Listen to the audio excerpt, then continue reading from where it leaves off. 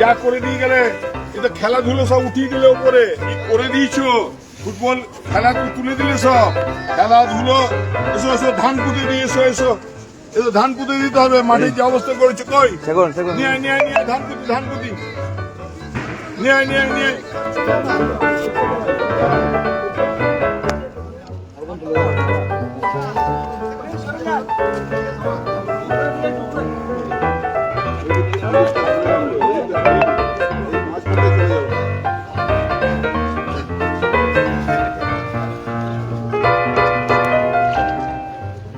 Stadium হলো Nehru stadium, দুর্গাপুরের ফুসফুস বলতে পারেন। প্রচুর বড় বড় ফুটবলার এই মাঠ থেকে উঠে এসেছে, যারা রঞ্জি খেলেছেন। এখানেও রঞ্জি খেলা হয়েছে, সেলের খেলা হয়।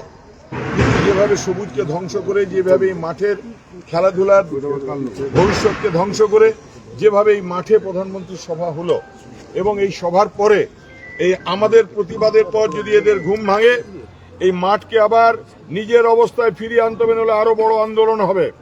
কারণ এই মাঠ দুর্গাপুরের ছেলেরা খেলাধুলা করে। আমরা এখানে রাজনৈতিক উদ্দেশ্যে যেভাবে ব্যবহৃত হলো আমাদের পক্ষে খুব লজ্জাজনক।